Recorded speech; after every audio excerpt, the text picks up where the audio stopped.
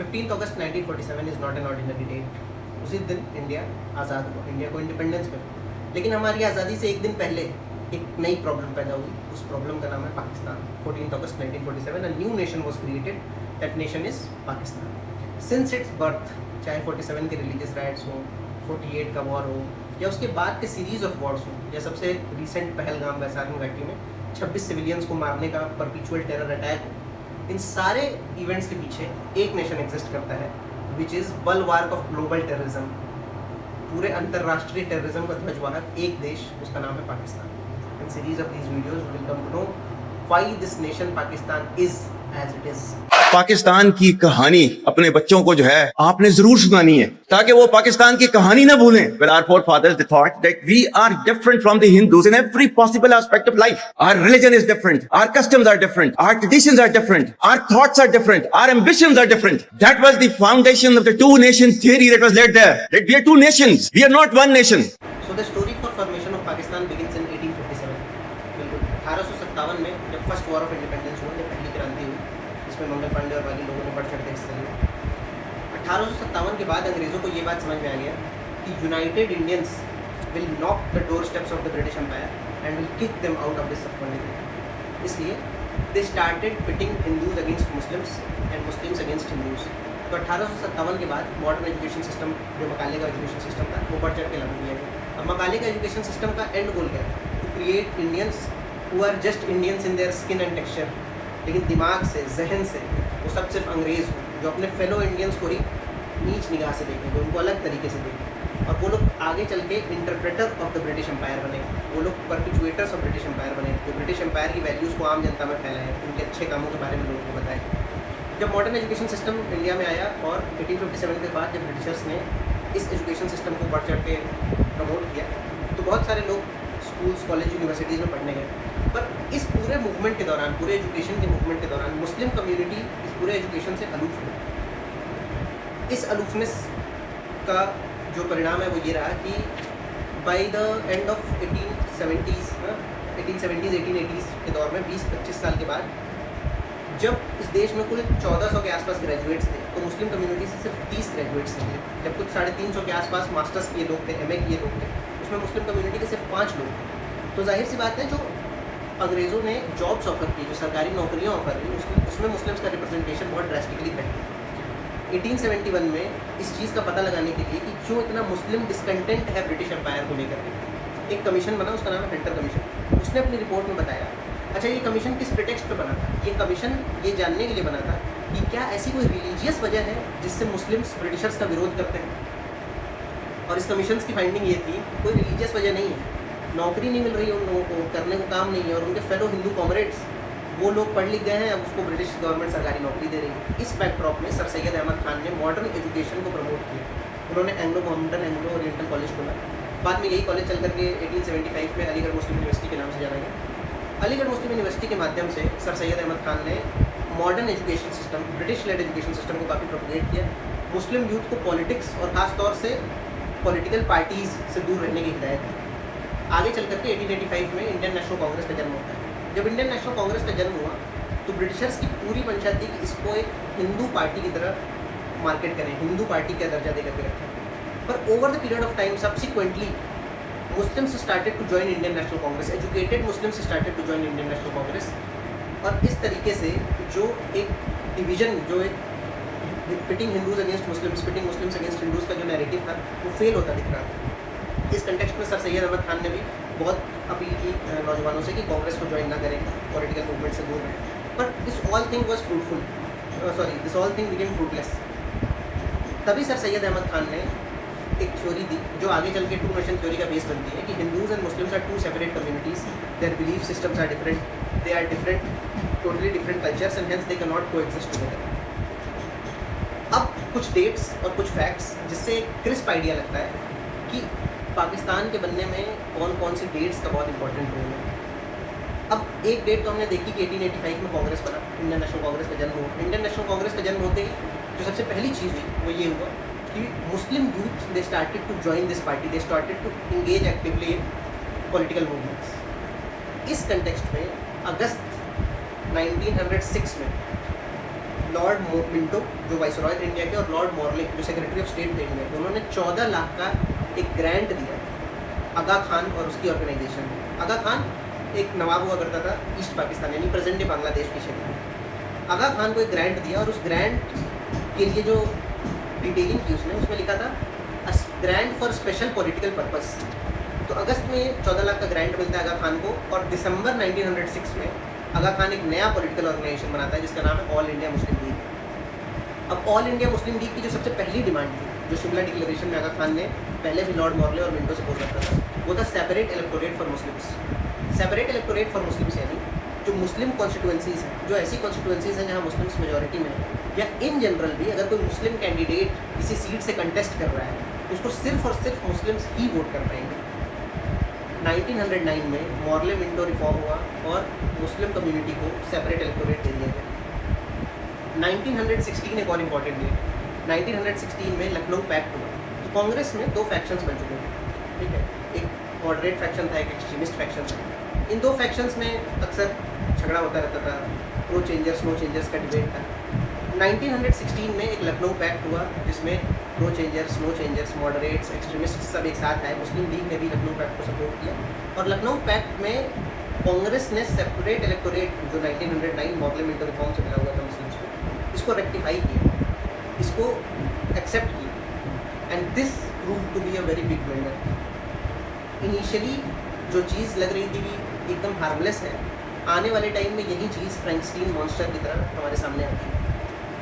बाद में 1928 में नेहरू रिपोर्ट आई।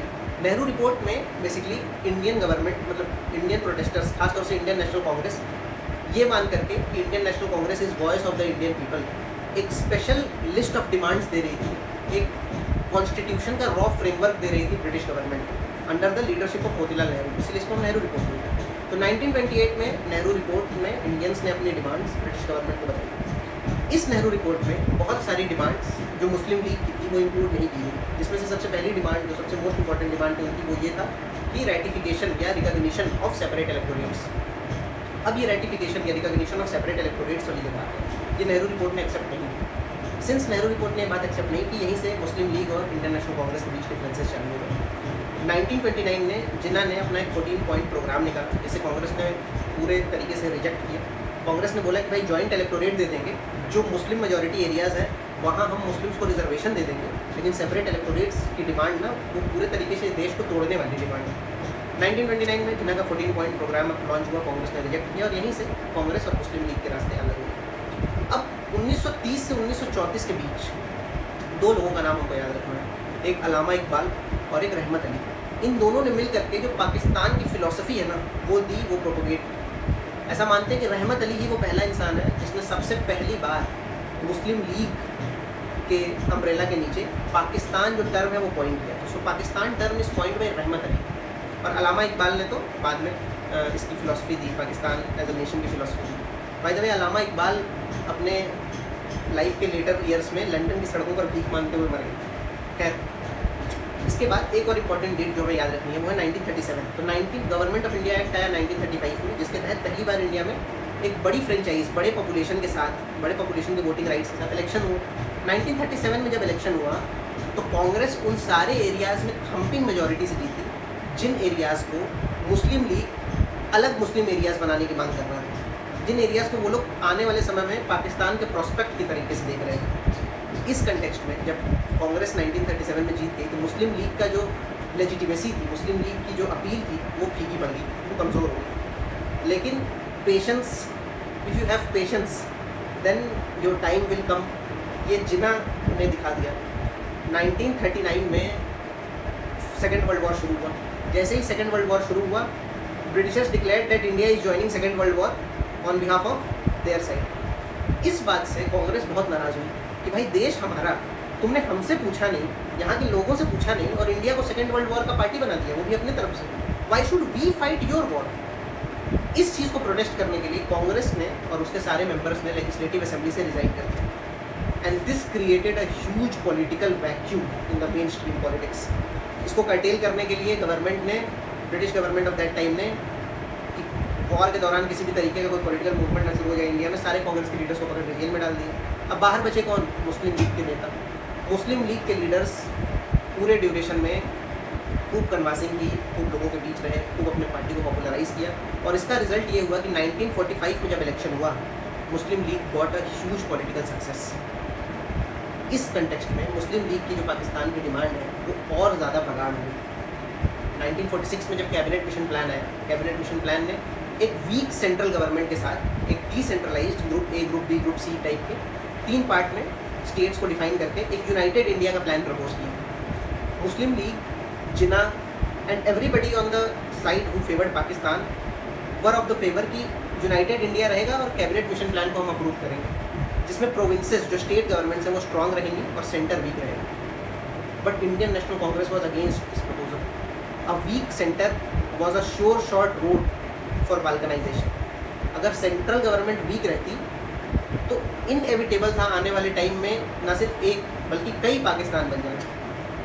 इसीलिए कांग्रेस वॉज वेरी एडमेंट कि भाई सेंट्रल गवर्नमेंट तो वीक नहीं चलेगी and hence cabinet mission plan was rejected on this pretext. तो जैसे ही कांग्रेस ने कैबिनेट मिशन प्लान रिजेक्ट किया, मुस्लिम लीग ने भी कैबिनेट मिशन प्लान रिजेक्ट कर दिया, ये कह के कि इसमें कोई श्योर शॉर्ट पाकिस्तान की गारंटी नहीं है, हम क्यों इसको एक्सेप्ट करें। And hence Jinnah 1946 gave the slogan of direct action day that birth of Pakistan will only take place through blood. Unless and until there is blood on the streets, there can be no Pakistan. और फिर शुरू हुआ religious rights का दौर, फिर शुरू हुआ दंगों का दौर और ये सारे दंगे, ये सारे रिलीजियस राइट्स ख़त्म हुए जाकर के 14 अगस्त 1947 जब India, United India was divided into 2 parts, Pakistan and India. तो पाकिस्तान के बनने की जो कहानी है ना, वो उसके 3 फैक्टर्स हैं जो हमको ध्यान रखना है। सबसे पहला फैक्टर है वो है Britishers policy of divide and rule. United India was against the empire, hence they wanted to weaken the united India. अपने गवर्नेंस के पीक पे भी ना यहाँ पे सिर्फ 1,20,000 ब्रिटिश सैनिक तैनात थे, जो कि 28-30 करोड़ के देश के तुलना में बहुत कम है। दूसरा रीज़न था for formation of Pakistan was जो मुस्लिम एलिट्स थे। अब देखो, कोई भी मूवमेंट, कोई भी रेवोल्यूशन जनता के भले के लिए नहीं किया जाता है। ये कोई भी मूवमेंट, कोई भी रेवोल्यूशन जो है ना, वो जो एलिट्स होते हैं, जो गवर्निंग क्लास होता है, वो अपने फ़ायदे के लिए करता है। कौन सा मूवमेंट, कौन सा रेवोल्यूशन कितना सक्सेसफुल होगा, ये इस बात पे निर्भर करता है कि आम आदमी उस मूवमेंट, उस रेवोल्यूशन की जो थ्योरी है उससे कितना रिलेट कर रहा है। When Britishers came to India and specially after 1857 में जब बहादुर शाह जफर को डिथ्रोन किया, इसी के साथ मुगल एम्पायर ख़त्म हो गया। Disintegrating Mughal Empire and a British rule in India, which was gradually introducing the representative democracy. 1857 में मुगलों का रूल खत्म हो गया, बहादुर शाह जफर को डिथ्रोन कर दिया ब्रिटिशर्स ने और ब्रिटिश रूल शुरू हो गया कम्प्लीटली। इसके बाद ब्रिटिशर्स ने ग्रेजुअली रिप्रेजेंटेटिव डेमोक्रेसी इंट्रोड्यूस करना शुरू की इंडिया में। नाउ रिप्रेजेंटेटिव डेमोक्रेसी मीन्स जिसके जितने वोट उसके उतने प्रतिनिधि, जिसके जितने प्रतिनिधि उसकी उतनी ताकत, जिसकी जितनी ताकत वो उतने लॉज बनवा पाएगा, वो उतने बिल बजट पास करवा पाएगा। यही तो ताकत है representative democracy. This fuelled insecurity in Muslim elites. Since Mughal rule came to an end, Britishers started neglecting them, their educational backwardness hindered their participation in British government. इस कंटेक्स्ट में जो मुस्लिम elites थे उनको पावर खोने का खतरा लगातार उनके सर पर मंडराने लगा और इस कंटेक्स्ट में they wanted to prove their loyalty to British crown so that British crown में उनको इक्वली ट्रीट करें, बल्कि उनको फेवरेबली ट्रीट करें। तीसरा इसमें कंपोनेंट है Indian National Congress. Birth of Indian National Congress and leaders like Nehru, leaders like Gandhi, leaders like Subhash Chandra Bose and revolutionaries जैसे Bhagat Singh, Sukhdev, Rajguru, Chandrashekhar Azad. Revolutionaries, Indian National Congress ने जो नेशनलिज्म की स्पिरिट थी ना, वो जगा दी इस देश में।